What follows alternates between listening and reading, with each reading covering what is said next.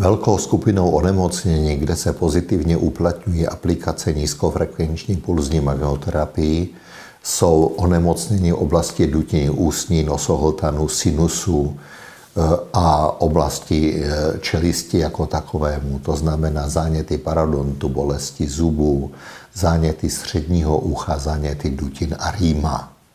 Zánět parodontitida, je chronické zánětlivé onemocnění vazivého a kostěného závěsného aparátu zubu. Pokud se neléčí, tak postupně dochází k ústupu dásny, odhalování zubních krčků, k posunům, uvolňování zubu a k jejich ztrátě. Prvním nejčastějším projevem je otok, zarudnutí dásní, krvácivost dásny a podobně, případně zápach z úst. Základem léčby je dokonalá ústní hygiena a odborná stomatologická péče. Součástí celkové péče může být i aplikace nízkofrekvenční pulzní magnetoterapie, která může doplňovat tuto cílenou stomatologickou péči. Uplatní se hlavně protizánětlivý efekt, protiotokový hojivý efekt, vazodilatační, dochází k zmenšování sklerotizačních a destrukčních změn v kostní tkáni a k zachování zubů. Bolesti zubů patří mezi velice časté onemocnění a potíže, které jsou způsobeny poškozením zubů, zubním kazem, odlomením kousku zubu a podobně, poruchami skloviny, postižením nervu zubního, zánětem alebo postižením měkkých tkání kolem zubu.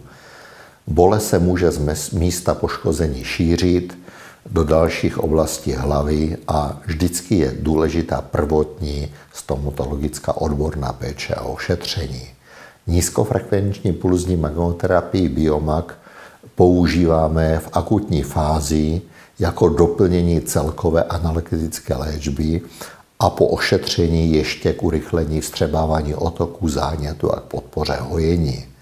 Neaplikujeme pouze při krvácejícím lůžku po extrakci. Jinak je magnetoterapie výborně využitelná, hlavně jako protibolestivá léčba a dohojovací regenerační péče.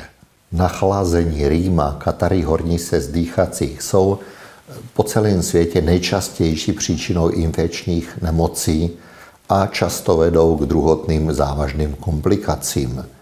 U dětí například ke zánětům středu uší a podobně. Ucpaním Evstachové trubice při viróze se omezuje drenáž středouší a virová infekce indukuje zánětlivé procesy uvnitř středouší a případně na to nasedá další bakteriální superinfekce.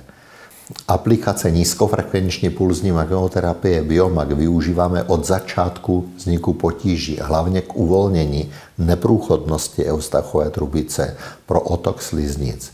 Při nutnosti cílené ORL léčby při zánětech nosohltanu a dutin aplikujeme magnetoterapii co nejdříve spolu s ostatní léčbou, včetně léčby antibiotické. Magnetoterapie působí protiotokově, stimuluje hojení, zlepšuje efekt antibiotické léčby, výrazným způsobem se podílí na doléčování a rekonvalescenci po prodělání akutní fáze onemocnění.